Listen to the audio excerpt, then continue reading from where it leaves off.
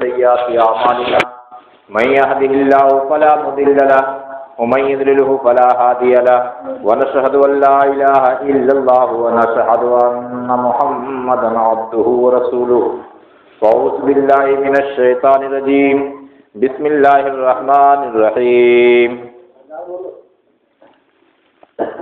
يا أيها الذين آمنوا اتقوا الله وكونوا مع الصادقين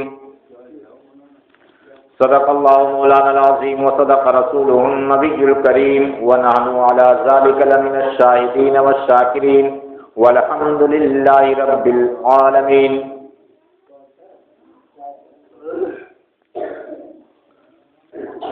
کچھ عرض معروض کرنے سے پہلے آئیے ہم اور آپ سب سے پہلے آقائے دو عالم دونوں عالم کے مالک و مختار جناب احمد مجتبیٰ روح فدا محمد مصطفیٰ صلی اللہ علیہ وسلم کی بارگاہ عقیدت میں درود شریف کا نذرانہ پیش کریں اور بآواز بلند پڑھیں. اللہم صلی علی سیدنا و شفینا حبیبنا مولانا محمد معدن الجود والکرم وآلہ وبارک وسلم صلاۃ و سلام علیک یا رسول اللہ صلی اللہ علیہ وسلم. ایک بار اور درود شریف پڑھیں. اللہم صلی علی سیدنا مولانا محمد معدن الجود والکرم وآلہ وبارک وسلم صلاۃ و سلام علیک یا رسول اللہ صلی اللہ علیہ وسلم. ایک بار اور درود شریف پڑھیں. اللہم صلی علی سیدنا و شفینا حبیبنا مولانا محمد معدن الجود والکرم وآلہ وبارک وسلم صلاۃ و سلام علیک یا رسول اللہ صلی اللہ علیہ وسلم. یہ محفل اور مجلس حضور سیدنا غوث اعظم سے نسبت رکھتی ہے. کسی بھی بزرگ کے نام کی مجلس ہو، خواجہ غریب نواز کی مجلس ہو، خواجہ امام حسن کی مجلس ہو، امام حسین کی مجلس ہو، حضور سیدی اعلیٰ حضرت امام احمد رضا فاضل بریلوی کی مجلس ہو، کسی بھی ولی کی مجلس ہو، حدیث شریف میں آیا ہے تنزل الرحمت عند ذکر الصالحین. یہ حدیث شریف ہے، اس کا ترجمہ ہے رحمت نازل ہوتی ہے جہاں نیک بندوں کا ذکر ہوتا ہے. تو یہ عام اولیاء کرام کی بہت ساری جماعت، بہت بڑی جماعت ہے. اولیاء کرام کی فہرست بہت لمبی ہے، ان گنت اولیاء کرام ہیں. اولیاء کرام کی تعداد دنیا میں بے انتہا ہے. ہر نبی کی امت میں اولیاء کرام ہیں اور امت محمدیہ میں بھی اولیاء کرام ہیں. اور تمام اولیاء کرام میں جو سب سے اعلیٰ و ارفع ہیں اولیاء کرام میں پیران پیر غوث اعظم دستگیر ہے.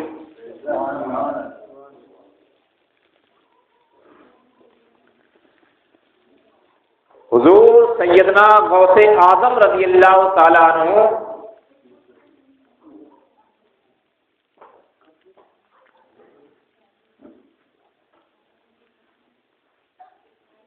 ارشاد فرماتے ہیں مریدی لا تخف اللہ ربی،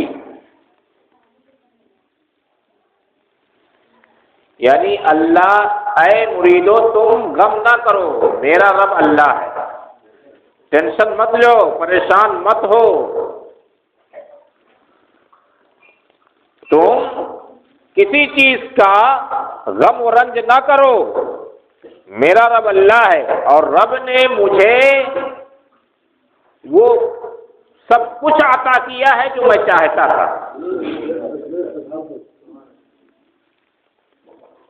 تو حضور سیدنا غوث اعظم کی ذات مقدس بڑی اعلیٰ و عرفہ شان.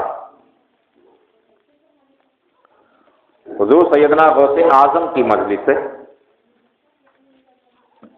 اور آپ کی مجلس جب عام اور خاص تمام کے تمام اولیاء کرام کی جہاں ذکر کیا جائے وہاں اللہ کی رحمت نازل ہوتی ہے، رحمت برستی ہے. تو غوث اعظم کی مجلس جو سب ولیوں کے سردار ہیں، اس مجلس میں کتنی رحمتیں برستی ہوں گی۔ تو حضور سیدنا غوث اعظم رضی اللہ تعالی عنہ کی ذات مقدس ہمارے لیے اور آپ کے لیے، ہم سب کے لیے عبرت ہے،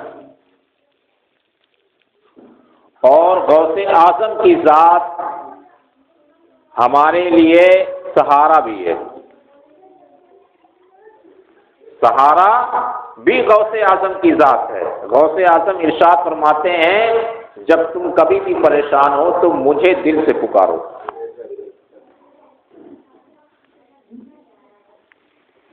غوث اعظم ارشاد فرماتے ہیں میرا مرید مشرق میں ہو اور اس کا سطر کھل جائے،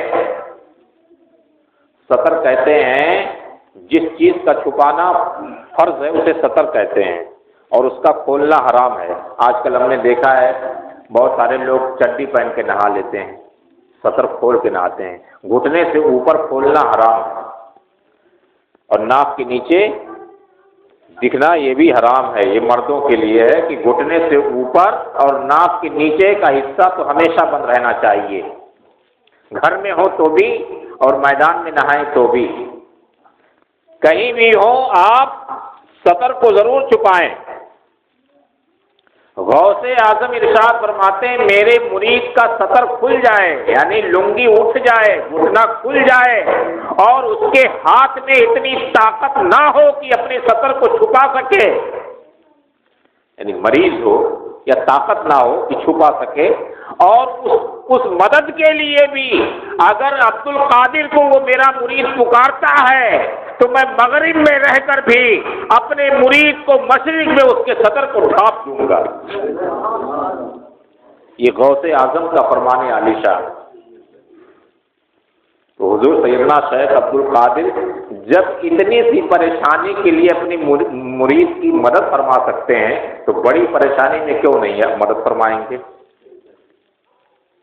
تو حضور سیدنا شیخ عبد القادر جیلانی کی ذات مقدس ہمارے لیے عبرت بھی ہے اور سہارا بھی ہے۔ ہم پکاریں تو غوث اعظم ہماری رہنمائی فرمائیں، غوث اعظم ہماری مدد فرمائیں۔ اور تمام بزرگان دین نے غوث اعظم کی ذات کے تعلق سے غوث اعظم کا سہارا پریشانیوں میں اور مصیبتوں میں لیا۔ حضور سیدی اعلیٰ حضرت امام احمد رضا فاضل بریلوی رضی اللہ تعالیٰ عنہ غوث اعظم کی نیاز ہمیشہ کرتے تھے، اور در حقیقت اعلیٰ حضرت کی ذات ہندوستان میں ہے جو غوث اعظم کی ہمیں پہچان بتائی، خواجہ کی پہچان بتائی، خواجہ سے محبت فرمائی ہے، غوث اعظم سے محبت فرمائی ہے، اور یہ پیغام دیا ہے کہ غوث کو کیسے مانا جائے، خواجہ کو کیسے مانا جائے، اولیاء کرام کو کیسے مانا جائے، سید کا عزت کیسے کیا جائے، علماء کی قدر کیسے کی جائے، یہ اعلیٰ حضرت نے بتایا، ورنہ سب اس سے دور تھے۔ اعلیٰ حضرت کی ذات ہے حج کرنے، 3 بار 4 بار حج کرنے آپ تشریف لے گئے، حج کر کے جب واپس ہوئے، جب واپس ہوئے تو آپ گھر پر نہ تشریف لا کر خواجہ کی بارگاہ میں تشریف لے گئے۔ واپسی میں ہر حاجی گھر آتا ہے، اعلیٰ حضرت پہلے خواجہ کی بارگاہ میں حاضری دے رہے ہیں۔ یہ اعلیٰ حضرت کی خواجہ سے محبت تھی، اعلیٰ حضرت کو خواجہ سے اتنی محبت تھی کہ سب سے پہلے وہ خواجہ کی بارگاہ میں حاضری دے رہے ہیں۔ غوث اعظم کی محبت کا یہ عالم تھا، واقعے میں آیا ہے کہ غوث اعظم کی نیاز ہوئی اور میٹھے چاول پر نیاز ہوئی، اور وہ چاول کا ایک دانہ زمین پر گر گیا تو اعلیٰ حضرت امام احمد رضا فاضل بریلوی نے اس چاول کو بیٹھ گئے زمین پر اور ہاتھ سے نہ اٹھا کر اپنی زبان کو باہر نکالا، سر کو جھکایا، زبان نوک سے اس چاول کو اٹھایا اور فرمایا یہ ویسی نیاز نہیں ہے بلکہ یہ غوث اعظم کی نیاز ہے، یہ قدر کی ہے۔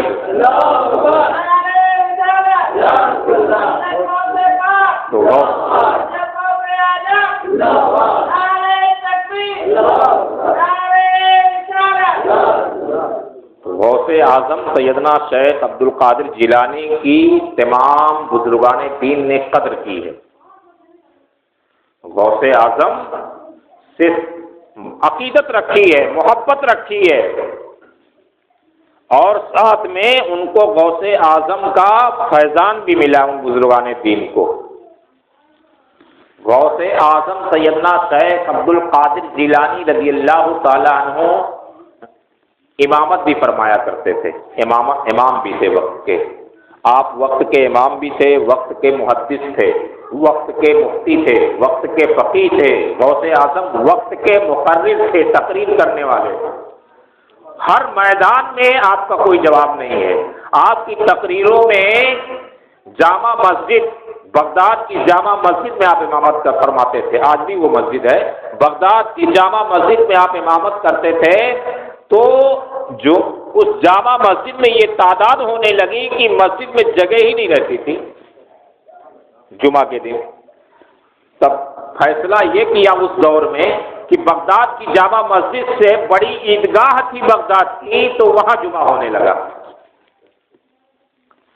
اور کئی کرامتیں تقریر کے تعلق سے، ایک بار عیدگاہ میں جمعہ ہو رہی تھی، بارش کا موسم تھا، بادل چھا گئے، یہ ہوا کہ اب جھما جھم بارش ہوگی۔ غوث اعظم نے دعا فرمائی اور بارش عیدگاہ کو چھوڑ کر چاروں طرف جھماجھم ہوتی رہی، اور جتنے لوگ جمعہ پڑھنے والے تھے وہ سب بارش سے محفوظ رہے۔ اور غوث اعظم کی زبان کی یہ کرامت، آواز کی یہ کرامت کہ بغیر مائک کے جو نزدیک والا سنتا تھا وہی دور والا بھی سنتا تھا۔ یہ غوث اعظم کی تقریر کی کرامت تھی۔ تقریر کے میدان میں بھی آپ کا ایک اعلیٰ جواب تھا، مصنف کے لیکھک کے معاملے میں بھی آپ کا کوئی جواب نہیں۔ آپ نے کتابیں جو لکھی ہیں، آج بھی 2-4-8 کتابیں مشہور و معروف مارکیٹ میں ہے۔ حضور سیدنا غوث اعظم کی لکھی ہوئی کتاب ایک غنیۃ الطالبین ہے، جو ہندی میں بھی ہے، اردو میں بھی ہے، فارسی میں بھی ہے، مارکیٹ میں ہے۔ ہندی میں بھی ہو گئی 2-4 سال 6 سال ہوئے، موٹی ضخیم کتاب ہے۔ غوث اعظم کی لکھی ہوئی کتاب فتوح الغیب بھی ہے۔ فتوح الغیب میں وہ چیزیں ہیں جو غوث اعظم تقریر میں بیان فرمایا کرتے تھے، یعنی آپ کی سب تقریریں اس میں ہیں۔ اور آپ کی تقریر کیسی ہوتی تھی؟ خوف خدا پر ہوا کرتی تھی، اس کے نبی میں ہوا کرتی تھی، اس کے رسول کی پیغام دیتے ہوئے نظر آتے تھے۔ پوری کتاب میں جو آپ تقریر فرمایا کرتے تھے فتوح الغیب میں، آپ یہی پیغام دیتے تھے کہ دل میں خوف خدا رکھا جائے اور دل میں اس کے نبی بتایا جائے۔ اور آپ کی تقریر میں جب تقریر فرمایا کرتے تھے، مجلس ہوتی تھی تو آپ کے مجلس سے جنازے اٹھتے تھے۔ کئی دفعہ ایسا ہوا کہ ایک بار تقریر فرمائی اور مجلس میں جو ہے میت ہو گئی، انتقال ہو گیا، تو پتہ لگایا گیا کیوں میت ہو گئی، تو آپ کی بات، آپ کی تقریر ایسی دل میں اتر جاتی تھی کہ انسان ایک ایمان والا خدا کے خوف سے ہی وہ اپنی روح کو پرواز کر دیتا تھا۔ تو غوث اعظم کا جواب تقریر میں بھی ایک اعلیٰ مثال ہے، اور مصنف بھی ہے، کتاب لکھنے میں بھی اعلیٰ مقام ہے، اور ساتھ میں غوث اعظم کرامت میں بھی ایک اعلیٰ مقام رکھتے ہیں۔ متواتر متعدد کرامتیں ہیں جو انگنت ہیں، ایسی کرامتیں ہیں غوث اعظم کی کہ جو بیان کرنا ناممکن سی بات ہے۔ ایک عالم دین کے لیے، ایک مجلس کے لیے ایک رات بھی ناکافی ہے۔ اہل علم حضور غوث اعظم کی کرامت کو بیان نہیں کر سکتے، وہ بھی اپنا گھٹنا ٹیک دیتے ہیں آپ کی کرامتوں کو بیان کرنے کے لیے۔ اتنی ساری کرامتیں ہیں، کرامتوں کی انتہا نہیں ہے۔ غوث اعظم کی کرامتوں کی ابتدا تو ہے، انتہا نہیں۔ کتنی کرامتیں ہیں۔ اور بعد پردہ فرمانے کے جب تک اس دنیا میں رہے، جب تک کرامتوں کا ظہور ہوتا رہا، اور اس دنیا سے پردہ فرمانے کے بعد بھی آج بھی غوث اعظم کی کرامتیں ظاہر ہوتی رہتی ہیں۔ جب کرامتیں ظاہر ہوتی رہتی ہیں تو کرامتوں کی انتہا کہاں رہے گی؟ جب تک قیامت نہیں آئے گی، قیامت تک آپ کے کرامتوں کا سلسلہ جاری و ساری رہے گا۔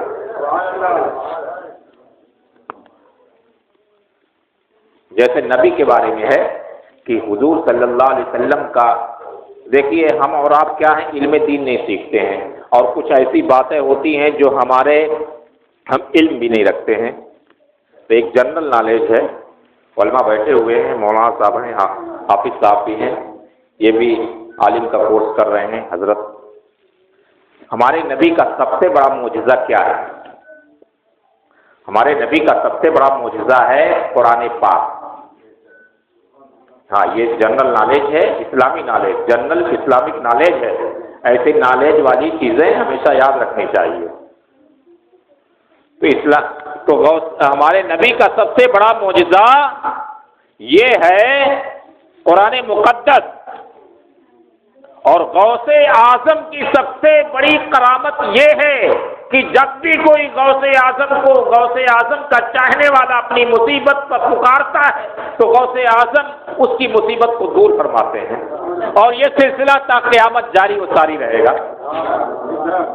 جس طرح سے حضور کا معجزہ قرآن پاک ہے، ہمیشہ تا قیامت جاری رہے گا، باقی رہے گا۔ قرآن کے حروف بھی قیامت کے دن نہیں مٹائے جائیں گے، مسجدیں بھی باقی رہیں گی، اللہ کا گھر بھی باقی رہے گا، اللہ کا کلام بھی باقی رہے گا۔ اسی طرح سے غوث اعظم کی کرامت بھی قیامت ہی نہیں، قیامت کے بعد بھی باقی رہے گی۔ کہتے ہیں دھوبی غوث اعظم کا کپڑا دھلتا رہتا تھا، تو وہ جو ہے بہت پرہیزگار نہیں تھا۔ مطلب ایک ہوتا ہے پرہیزگاری ہوتی ہے، ایک ہوتا ہے گناہوں میں ڈوبا ہوا، ایک ہوتا ہے گناہ نہ کرے اور نیک کام بھی نہ کرے۔ آج کے دور میں یہ سمجھتے ہیں لوگ ہم گناہ نہیں کرتے ہیں، تو پرہیزگاری اختیار نہ کرنا، نیک کام نہ کرنا، یہ بھی گناہ ہے۔ مثال کے طور پر نماز ہم نہیں پڑھتے ہیں تو یہ بھی ایک گناہ ہے۔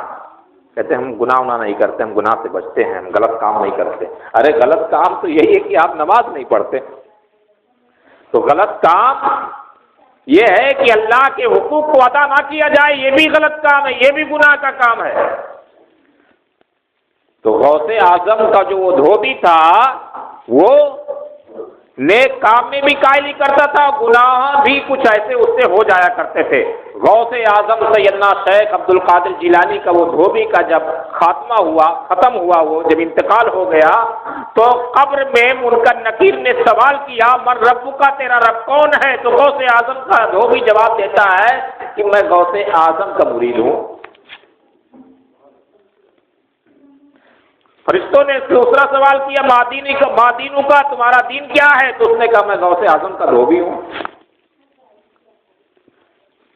فرشتوں نے سوال کیا ما کنت تقول فی ھذا الرجل، یعنی نبی کے بارے میں یا اس آدمی کے بارے میں تمہارا کیا خیال ہے؟ تو وہ کہتا میں غوث اعظم کا دھوبی ہوں۔ ایسا کوئی بھی مردہ کبھی بھی فرشتوں کو جواب نہیں دیا تھا۔ فرشتے حیران اللہ کی بارگاہ میں پہنچے، الہ العالمین ایسا بندہ تیرا آیا ہے کہ ہم جب سوال کرتے ہیں قبر میں تو وہ ایسا جواب دیتا کہ میں غوث اعظم کا دھوبی ہوں، اس کے ساتھ کیا معاملہ کیا جائے؟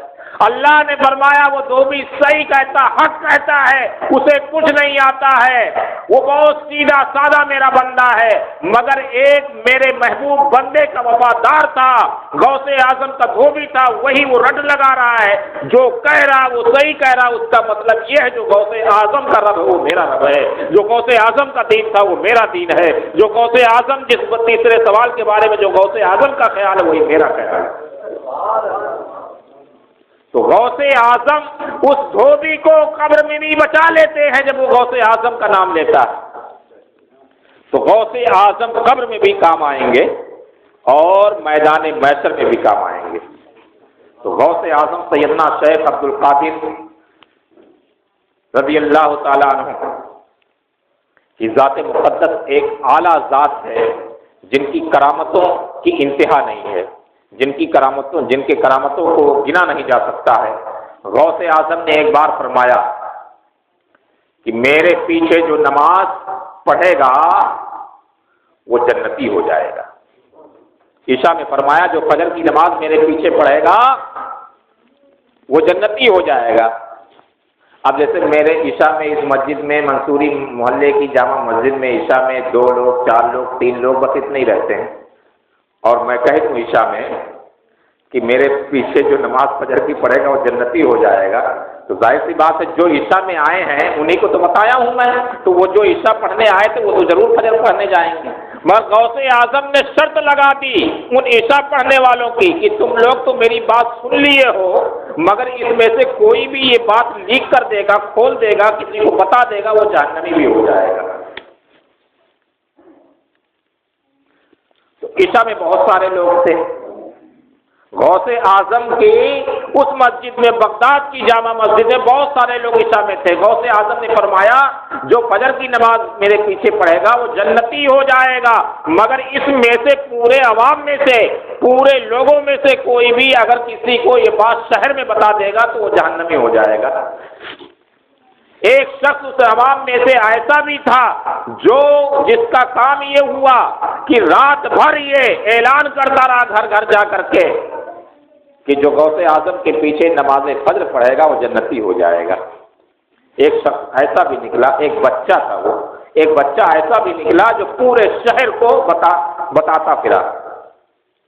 جب غوث اعظم نے صبح فجر کی نماز پڑھائی اور جب سلام پھیرا تو دیکھا کہ مسجد کھچا کھچ بھری ہوئی، سمجھ گئے کوئی بتانے والا بتا دیا۔ کھڑے ہوئے آپ نے ارشاد فرمایا کون ہے وہ شخص جو اس میری بات کو بتا دیا ہے اور اعلان کر دیا ہے؟ ایک بچہ کھڑا ہوا، حضور ہم نے پورے شہر میں بتایا۔ اس بچے نے جواب دیا حضور آپ نے تو یہ فرمایا تھا کہ جو بتائے گا وہ جہنمی ہو جائے گا، میں نے بتایا ہے۔ تو بولے کیوں بتایا؟ تم یہ نہیں سوچا کہ تم جہنمی ہو جاؤ گے؟ وہ بچہ جواب دیتا ہے کہ اے غوث اعظم اگرچہ میں جہنمی ہو جاؤں گا مجھے وہ گوارا ہے، مگر پورا شہر جنتی ہو جائے یہ مجھے خوشی ہے۔ پھر وہ بچہ جواب دیتا ہے اے غوث اعظم آپ نے تو یہ فرمایا ہے کہ کوئی بتا دے گا جہنمی ہو جائے گا، اس سے پہلے آپ نے یہ کہا تھا کہ جو پڑھ لے گا وہ جنتی بھی ہو جائے گا۔ تو پہلے میں نے بتایا ہے پھر پڑھا بھی ہے، پہلے میں نے بتایا ہے، اس بنیاد پر میں کیا ہوا؟ جہنمی۔ اور آپ نے یہ کہا تھا جو پیچھے پڑھ لے گا وہ جنتی ہو جائے گا، تو میں نے پڑھا بھی ہے پیچھے آپ کے۔ غوث اعظم نے فرمایا تم بہت اعلیٰ مقام رکھتے ہو۔ غوث اعظم نے فرمایا تم چھوٹے موٹے نہیں ہو، تمہارا نام ہوگا۔ تاریخوں میں آیا ہے کہ وہی بچہ تھا جو آگے چل کر خواجہ غریب نواز کے نام سے مشہور ہوا۔ تو غوث اعظم کی یہ کرامت تھی۔ ایک بار فرمایا کہ جو میرے داہنی طرف نماز پڑھے گا وہ حافظ عالم ہو جائے گا، اور جو بائیں طرف پڑھے گا وہ حافظ ہو جائے گا۔ ارے کچھ محنت کی ضرورت نہیں، 7 سال پڑھے، 8 سال پڑھے، 9 سال پڑھے تو عالم بنے، 3 4 سال 5 سال محنت کر کے ایک حافظ قرآن کو یاد کرے تو حافظ بنے، اور ایک نظر میں غوث اعظم حافظ اور عالم بنا رہے۔ یہ کیسا مدرسہ تھا، کیسا ادارہ تھا؟ تو غوث اعظم کا جب فیضان برسنے لگے تو اسے کوئی روک نہیں سکتا ہے، اور آپ کا فیضان بغیر محنت کے، بغیر مشقت کے ایسا فیضان برسے، ایسی رحمت آپ کا فیضان برسنے لگے، ایسی رحمت برسنے لگے جو انسان کا دماغ نہ کام کرے، جسے کہنے پر انسان مجبور ہو جائے کہ یہ کرامت ہے۔ درود شریف پڑھیں اللہم صلی علی سیدنا۔ یہ بھی غوث اعظم کی کرامت ہے کہ دوسری بار چائے مل رہی۔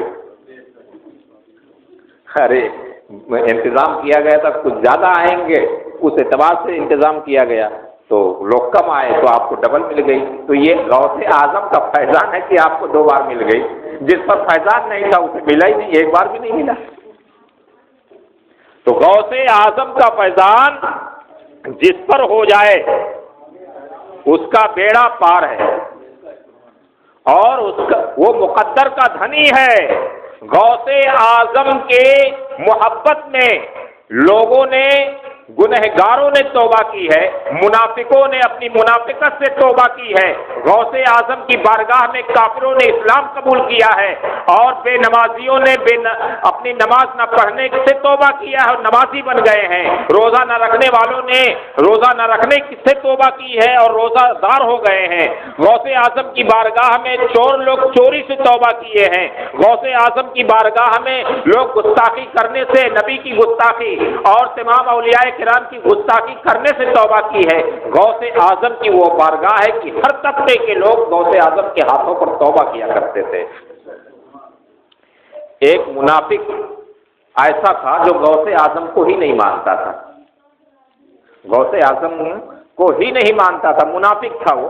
منافق وہ کہتے جو دیکھنے میں مسلمان لگے، اندر سے منافقت ہو، کفر ہو اس کے دل میں۔ تو یہ اولیاء کرام کی شان ہے۔ اور منافق کے بارے میں یہ بھی سن لیں، یہ تو غوث اعظم کی کرامت ہے، غوث اعظم کی کرامت کو مت لینا۔ غوث اعظم کی بارگاہ میں تو وہ چیز ہے کہ جو ناممکن ہو وہ ممکن ہو جائے۔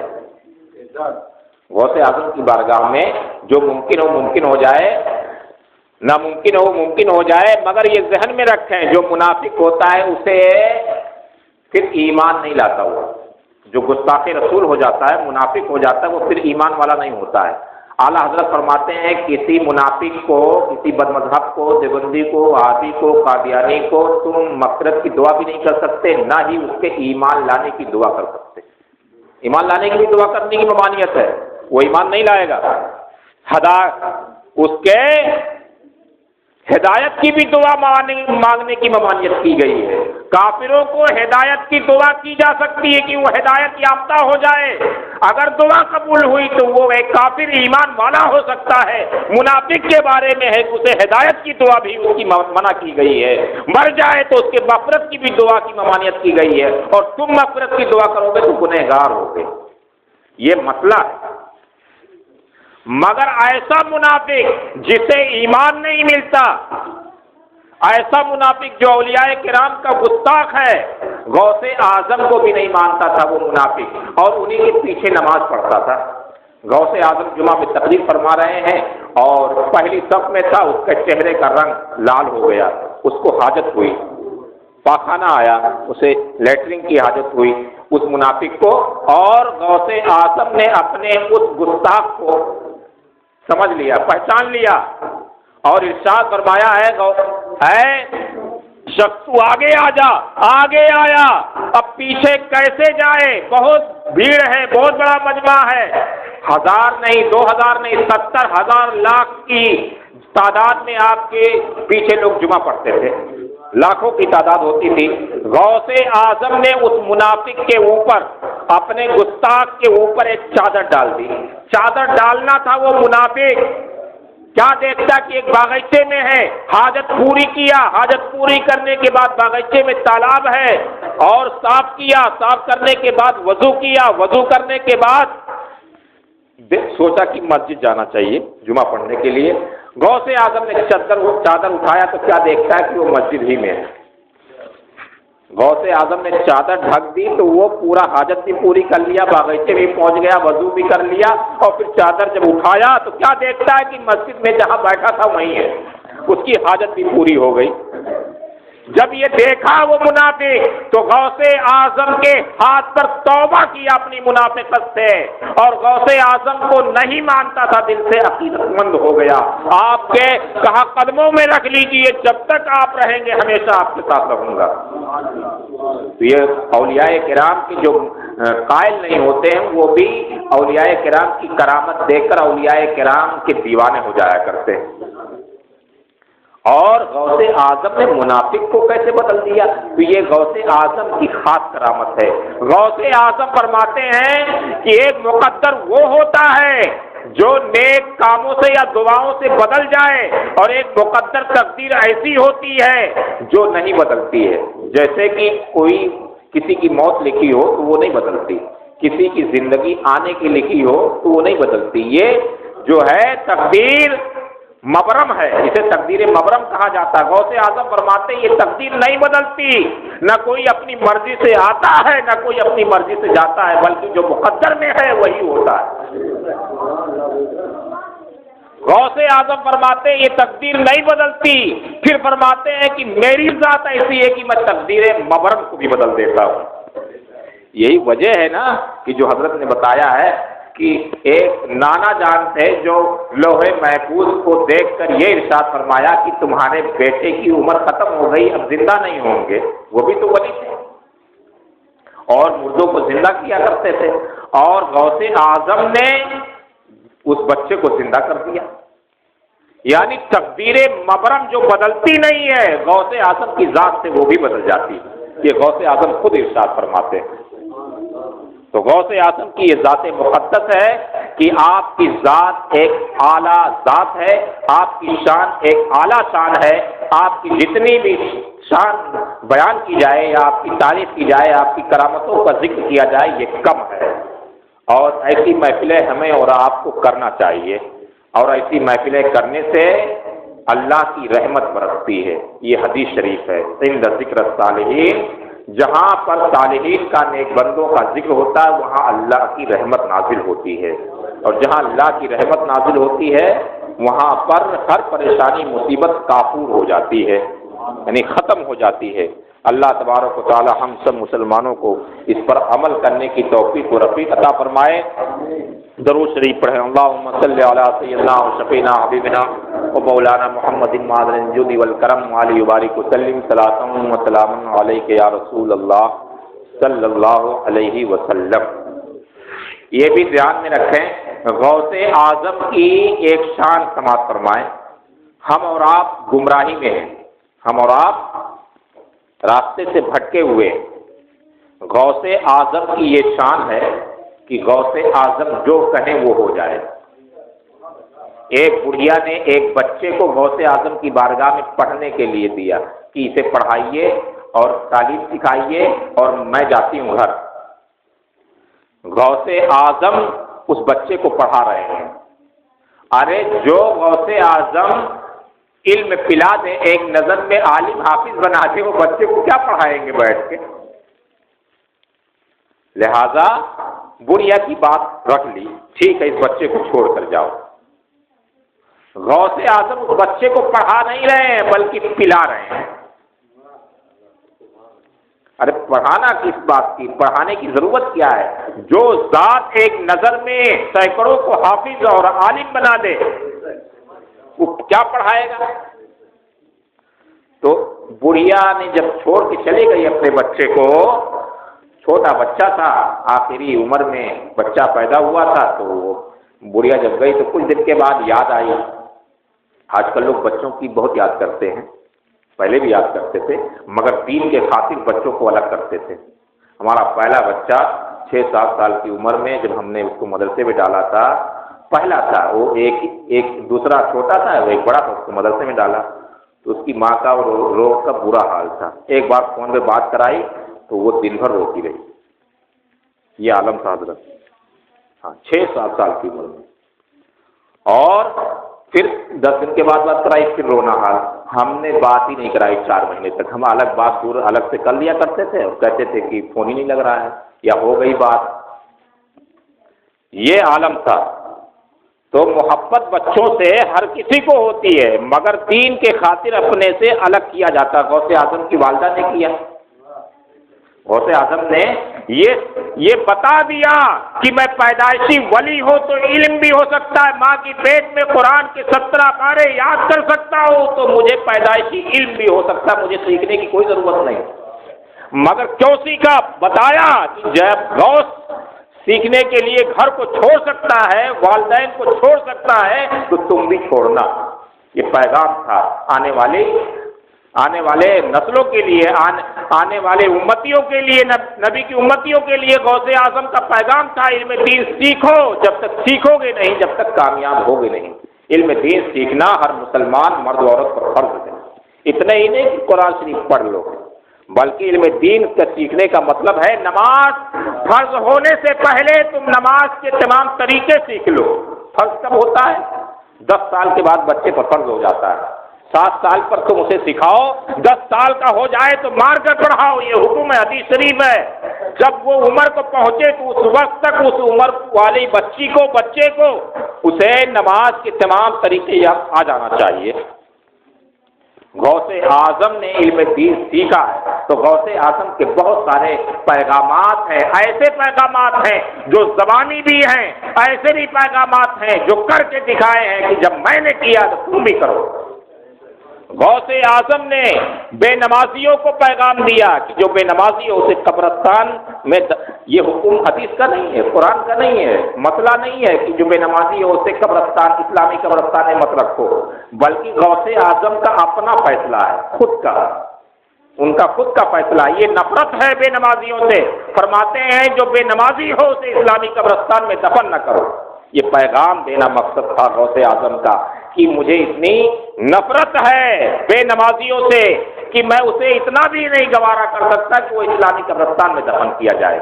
تو غوث اعظم کی ذات ایسی ذات جو پیغام بھی دیتے ہیں، زبانی پیغام بھی، عملی پیغام بھی، اور وقت کے مد نظر کرامتوں کے ذریعے سے بھی آپ پیغام دیتے ہوئے نظر آتے ہیں. غوث اعظم کی شان ایک اعلیٰ شان ہے. اللہ تعالی ہم سب کو عمل کی توفیق و رفیق عطا فرمائے. تو میں یہ بول رہا تھا کہ بہت سارے لوگ گمراہی کے راستے پر ہیں، تحقیق نہیں کرتے، مفتیوں کے پاس نہیں جاتے، علماء کے پاس نہیں جاتے. کچھ حضرات کہتے ہیں کہ خواجہ غریب نواز رضی اللہ تعالیٰ عنہ مہمان بن کر حضور غوث اعظم کی بارگاہ میں گئے تھے اور غوث اعظم نے خواجہ کے لیے قوالی کرائی تھی، ڈھول بجائی تھی. ارے یہ کہیں کتاب میں ہے حضرت؟ کہیں کتاب میں نہیں ملے گا. یہ سب جو ہے جہالت ہے. غوث اعظم نے میوزک، مزامیر اور ڈھول تاشے بازے سے بہت نفرت فرمائی ہے. غوث اعظم کی تو وہ ذات مقدس ہے کہ آپ شریعت کے بہت بڑے پیروکار ہیں. اور لوگ کہتے ہیں خواجہ کے نزدیک جائز ہے. خواجہ کے نزدیک بھی جائز نہیں ہے. خواجہ نے سنا ہے تو سما ہے. میوزک، ڈھول تاشا بازا نہیں، یہ سما ہے. وہ ایک مجلس کرتے تھے، نعتیہ مجلس ہوا کرتی تھی، نعت شریف کی مجلس ہوا کرتی تھی. ترنم میں پڑھا کرتے تھے نعت شریف والے. نعت شریف پڑھنے والے کو جو ہے قوال کہا جاتا ہے. جو نعت شریف پڑھا اس زمانے میں قوال کا مطلب ہوتا ہے قول کے. جو پڑھے اسے قول کہتے ہیں، جو قرآن پڑھے اسے قاری کہتے ہیں، جو اور دیگر کتاب پڑھے اسے بھی قاری کہا جاتا ہے. قاری کے کئی معنی ہوتے ہیں. جیسے آپ کے سامنے میں ایک مسئلہ رکھ دوں کہ شیخ ایک برادری ہوتی ہے. شیخ ایک برادری ہوتی ہے، ایک ذات ہوتی ہے. شیخ صدیقی ہوتی، شیخ فاروقی ہوتی، شیخ عثمانی ہوتی، شیخ علوی ہوتے، بہت سارے شیخ ہوتے ہیں. مگر اب غوث اعظم سید ہیں، اور ایسے سید ہیں کہ ایک طرف سے ماں کی طرف سے حسنی ہے اور والد کی طرف سے حسینی ہے. آپ حسنی حسینی سید ہیں، دونوں طرف سے سید ہیں. اور غوث اعظم سید ہونے کے ساتھ ساتھ آپ کے نام کے آگے سید بھی لگتا ہے، اور اکثر و بیشتر سید سے زیادہ آپ کے نام کے آگے شیخ عبد القادر جیلانی لگایا جاتا ہے. اب یہ سوال پیدا ہوتا ہے کہ کیوں لگایا جاتا ہے؟ تو اس کا وجہ یہ ہے کہ شیخ کے معنی ہوتے ہیں بزرگ کے، شیخ کے معنی ہوتے ہیں پرہیزگار کے، شیخ کے معنی ہوتے ہیں متقی کے، شیخ کے معنی ہوتے ہیں نیک کے، شیخ کے معنی ہوتے ہیں جو ہمارے درمیان میں سب سے اہم مقام رکھتا ہو اسے شیخ کہتے ہیں. شیخ کے وہ معنی ہوتے ہیں، برادری کے لحاظ سے شیخ نہیں. اسی طرح سے قول اسے کہا جاتا ہے جو اہمیت رکھتی ہو. اس بات کو قول کہا جاتا ہے جو بات بڑی پائے کی ہو. اس بات کو جو بات سب کی نظر میں محبوب ہو، جو بات تمہیں اچھی لگے، جو پائے تکمیل سے ہو، اللہ کے نزدیک جو بات قابل قبول ہو، پرہیزگاروں کے نزدیک جو بات اچھی ہو، اللہ کے نزدیک اچھی ہو، نبی کے نزدیک جو بات اچھی ہو، اسے قول کہا جاتا ہے. اور قول کے معنی ہوتے ہیں قوالی. قول کا مطلب قوالی بنا، اور قوالی کا مطلب ڈھول تاشا بازا نہیں، بلکہ خواجہ غریب نواز نعتیہ شاعری کے تعلق سے بڑی عقیدت و محبت رکھا کرتے تھے اور مجلس سجا کر اس کو سنا کرتے تھے، جسے سماع کہا جاتا ہے۔ اللہ تبارک و تعالی ہمیں اور آپ کو بھی نعتیہ مجلس سجانے کی اور عمل کرنے کی توفیق و رفیق عطا فرمائے۔ حضور سید عالم نور مجسم صلی اللہ علیہ وسلم کے صدقے طفیل میں اللہ تعالی ہم تمام مسلمانوں کی پریشانیوں مصیبتوں کو اور تنگ دستیوں کو دور عطا فرمائے، اور بالخصوص غوث اعظم کے صدقے طفیل میں جو مسلمان بھی پریشان ہے، اللہ اس مسلمان کی پریشانی کو دور عطا فرمائے۔ غوث اعظم سیدنا شیخ عبد القادر جیلانی کا لوگ وظیفہ پڑھتے ہیں۔ ایک وظیفہ ہے یا شیخ عبد القادر جیلانی شیء للہ، جس کا ترجمہ ہوتا ہے اے شیخ عبد القادر جیلانی شیء للہ، اللہ کے واسطے ہماری مدد فرمائیے۔ کتنا اچھا وظیفہ ہے، یا شیخ عبد القادر جیلانی اے شیخ عبد القادر جیلانی شیء للہ، اللہ کے لیے ہماری مدد فرمائیے، یعنی واسطہ اللہ کا اور مدد کس سے؟ غوث اعظم سے۔ کتنا اچھا وظیفہ، اور یہ جائز بھی ہے۔ غوث اعظم نے خود اللہ سے نام مانگ کر نبی سے مانگا ہے۔ شعر ہے عربی کا، یا رسول اللہ انظر حالنا، اے اللہ کے رسول نظر فرمائیے، یا حبیب اللہ اسمع قالنا، اے اللہ کے حبیب میری بات کو سنیے، اننی فی بحری ہم و غم مغرق، اے اللہ کے رسول میں غم کے دریا میں غرق ہوں، خذ بیدی سہل لنا اشقالنا، مجھے میرا ہاتھ پکڑ کر یا رسول اللہ اپنے ہاتھ سے مجھے غم کے دریا سے نکال دیجیے۔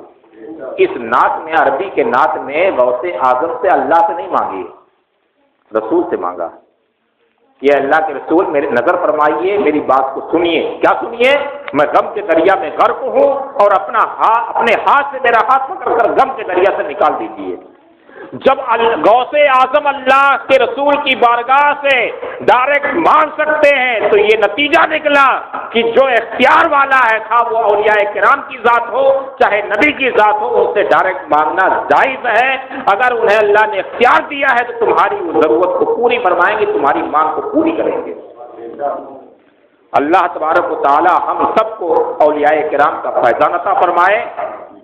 اور یوں بھی مانگا جا سکتا ہے، جب آپ یوں بھی مانگیں گے تو اللہ تمہاری مدد فرمائے گا، اے اللہ تعالیٰ ان بزرگوں کے صدقے میں ہماری یہ حاجت پوری فرما دے۔ دو طریقہ ہے، اے اللہ تعالیٰ، اے بزرگ، اے اللہ کے ولی یہ کامل ہماری مدد کیجیے، کس لیے؟ اللہ کے واسطے۔ اور یوں بھی دعا مانگی جا سکتی ہے، اللہ ہماری مدد فرمائیے اس بزرگ کے واسطے، غوث اعظم کے واسطے، یا الہی رحم فرما مصطفیٰ کے واسطے۔ پہلی شعر میں ایک بندہ یا الہی اللہ سے مانگتا ہے، اے اللہ تعالیٰ رحم فرمائیے، کس کے واسطے؟ نبی کے واسطے۔ اب دوسرے کڑی میں دعا مانگی جا رہی ہے رسول سے، یا رسول اللہ کرم کیجئے، یعنی رسول کرم کیجئے ہم پر، کس کے واسطے؟ خدا کے واسطے۔ تو گویا نبی اللہ سے بھی مانگی جا سکتی بزرگوں کا واسطہ دے کر، اور بزرگوں سے ڈائریکٹ مانگی جا سکتی ہے اللہ کا واسطہ دے کر۔ تو یہ ہمیں اور آپ کو جو ہے بزرگان دین ہے انہیں اللہ نے اختیار دیا ہے، وہ پریشانیوں کو دور فرماتے ہیں، اس لیے ان سے مانگنا جائز ہے۔ اللہ تبارک و تعالی ہم سب مسلمانوں پر غوث اعظم کا فیضان عطا فرمائے۔ غوث اعظم کے صدقے طفیل میں اللہ تعالی ہم سب مسلمانوں کی پریشانیوں کو دور عطا فرمائے۔ یہ ایسی مجلس ہے اور ایسی محفل ہے غوث اعظم کی کہ غوث اعظم کی محفل کرنے سے، غوث اعظم کے نام کا وظیفہ پڑھنے سے، غوث اعظم کو پکارنے سے، غوث اعظم کی نیاز دینے سے، غوث اعظم کی نیاز کی منت مانگنے سے، غوث اعظم کے تمام واقعات سے، خواہ آپ کی مجلس ہو، خواہ آپ کی نیاز ہو، خواہ غوث اعظم کی بہت ساری چیزیں ایسی ہیں جن سے یاد کرنے سے آپ کو عقیدت و محبت سے غوث اعظم کے توسل سے اللہ تعالیٰ بہت سارے غوث اعظم کے چاہنے والوں کی مراد پوری فرما دیتا ہے۔ اور یہ بھی ذہن میں رکھیں، یہ اولیاء کرام صرف ایمان والوں کے نہیں ہوتے ہیں، حتیٰ کہ غوث اعظم کے تعلق سے تھوڑا سا کچھ محبت اگر غیر ایمان والا بھی رکھتا ہے تو وہ بھی فیضیاب ہو جاتا ہے۔ اولیاء کرام کا یہ وسیلہ رہا ہے، یہ طریقہ رہا ہے کہ ان کی بارگاہ میں اگر کوئی گیا ہے تو انہوں نے یہ نہ دیکھا ہے کہ ایمان والا ہے یا غیر ایمان والا، ہر سبھی کے ناموں کو پکارنے والا، ان سے محبت رکھنے والوں کی ضرورتوں کو پوری فرمایا ہے۔ یہی وجہ ہے کہ غیر جو ہوتے ہیں جب بزرگوں کا فیضان دیکھتے ہیں تو وہ بزرگوں کے فیضان سے ایمان والے بھی ہو جایا کرتے ہیں۔ تو ہم تمام مسلمانوں کو چاہیے کہ ان بزرگان دین کی محبت اپنے دلوں میں بسائے رکھیں اور ان کے فیضان کو لوٹتے رہیں اور شریعت مطہرہ پر عمل کرنے کی ہم کوشش بھی کریں، کیونکہ غوث اعظم کا فیضان ہے کہ غوث اعظم کا پیغام ہے، فرمان ہے کہ تم شریعت مطہرہ پر عمل کرو، شریعت کے مطابق چلنے کی کوشش کرو۔ شریعت مطہرہ کے مطابق جب تم کوشش کرو گے چلنے کی تو اللہ تمہیں یہاں بھی کامیاب فرمائے گا، وہ آخرت میں بھی کامیاب فرمائے گا۔ نماز کے تعلق سے جو ہے آپ واقعہ آخری سماعت فرما لیں۔ غوث اعظم فرماتے ہیں، بڑا اچھا واقعہ ہے۔ غوث اعظم کی بارگاہ میں ایک شخص گیا، آپ کا چاہنے والا، آپ کے ظاہری زمانے میں چاہنے والا گیا، غوث اعظم میں بہت پریشان ہوں، مالی حالت سے بھی پریشان ہوں اور بیماری سے بھی پریشان ہوں، گھریلو ناچاکیاں بھی بہت ہیں، گھر میں بہت سارے اختلافات بھی ہیں، گھر میں بہت ساری پریشانیاں بھی ہیں، بیماریاں بھی ہیں، ہم خود بھی بیمار ہیں، گھر والے بھی بیمار ہیں۔ اے غوث اعظم، ہماری پریشانیوں کو کوئی حل بتائیے کہ دور ہو جائے، پریشانی آپ دور فرما دیجیے یا کوئی حل بتائیے۔ یہ بزرگان دین حل بھی بتاتے تھے اور دعا بھی کیا کرتے تھے، دعا بھی کیا کرتے تھے۔ تو غوث اعظم کی بارگاہ میں وہ مرید گیا، یا غوث اعظم ہماری پریشانی دور ہو جائے، ہم آپ کے پاس بارگاہ میں آئے ہیں اور یہ عقیدہ لے کر آئے ہیں کہ آپ ضرور دور فرمائیں گے۔ غوث اعظم نے فرمایا تم نماز پڑھتے ہو؟ سوال کیا ہے؟ غوث اعظم فرمائے کہ کیا تم نماز پڑھتے ہو؟ مرید نے کہا ہم نماز نہیں پڑھتے۔ فرمایا غوث اعظم کی بے نمازیوں کی مدد نہیں کرتے، اگر نمازی بھی ہو اور میری بارگاہ میں آنا چاہتا ہے تو 4 رکعت نماز پڑھے اور پھر میری بارگاہ میں 11 قدم چل کر میری بارگاہ میں آئے تو 12ویں کے صدقے میں غوث اس کے لیے دعا کرے گا اور اس کی ضرورت پوری ہوگی، نہیں ہوگی تو میدان محشر میں دامن پکڑ لینا۔ وہ نماز ہے کتابوں میں، صلاۃ الاسرار نماز ہوتی ہے، کتاب پنج سورے میں بھی ہے، دیگر کتابوں میں بھی ہے، صلاۃ الاسرار نماز کا نام ہے، جو غوث اعظم سے، اور صلاۃ الغوثیہ بھی اسے کہتے ہیں، نماز غوثیہ بھی کہتے ہیں، صلاۃ الغوثیہ بھی کہتے ہیں، صلاۃ الاسرار بھی کہتے ہیں اس نماز کو۔ اور اس نماز کو حاجات کی بھی نماز کہی جاتی ہے، حدیث سے بھی ثابت ہے یہ نماز ہے، اس طرح کی نماز ہے۔ حضور فرماتے ہیں جب کوئی تمہیں پریشانی ہو تو نماز سے مدد چاہو، قرآن میں بھی ہے، اللہ تعالیٰ نے فرمایا جب تم پریشان ہو، مصیبت ہو، صبر اور نماز سے مدد چاہو۔ تو گویا جب تم پریشان ہو تو نماز سے بڑھ کر کوئی چیز نہیں ہے جو آپ کی پریشانی کو دور فرما دے۔ تو یہی پیغام غوث اعظم بھی دیتے ہیں کہ جب تم میری بارگاہ میں آنا چاہتے ہو، مجھ سے کچھ پانا چاہتے ہو تو تم بھی نماز پڑھ کر میری بارگاہ میں آؤ، پہلے نماز پڑھو۔ وہ 5 وقت کی جو پڑھتے وہ پڑھتے ہی ہو، اس کے علاوہ 4 رکعت نماز تمہیں پڑھنا ہے، اور جو پڑھتے ہی نہیں 5 اس کا عالم کیا ہوگا؟ اسی کے بارے فرمایا ہے قبرستان میں دفن نہیں کرنا۔ تو غوث اعظم جو ہے شریعت کے بہت جو ہے باریکی سے چلتے بھی تھے اور پیغام بھی دیتے تھے غوث اعظم، اور لوگوں کو شریعت پر چلاتے بھی تھے۔ جو گمراہ ہوتے تھے، ایمان والے ہوتے تھے، بھٹکے ہوئے ہوتے تھے، شریعت پر نہیں چلتے تھے، انہیں شریعت پر لا دیتے تھے، وہ شریعت والے ہو جایا کرتے تھے۔ لہذا غوث اعظم کے بارے میں جو ہے بزرگان دین نے فرمایا ہے کہ غوث اعظم جس زمانے میں آئے اس زمانے میں اسلام کے ماننے والے صرف نام کے اسلام کے ماننے والے رہ گئے تھے، اور غوث اعظم جب آئے تو اسلام کی ڈوبتی نبض کو جو ہے سے نکال دیا اور نکھار دیا، اسلام چمکنے لگا۔ غوث اعظم خود فرماتے ہیں کہ ایک بار میں راستے میں جا رہا تھا، ایک بڈھی ملی اور وہ اٹھ نہیں پا رہی تھی، زمین سے بیٹھی ہوئی تھی۔ فرمایا بیٹا مجھے اٹھا دو۔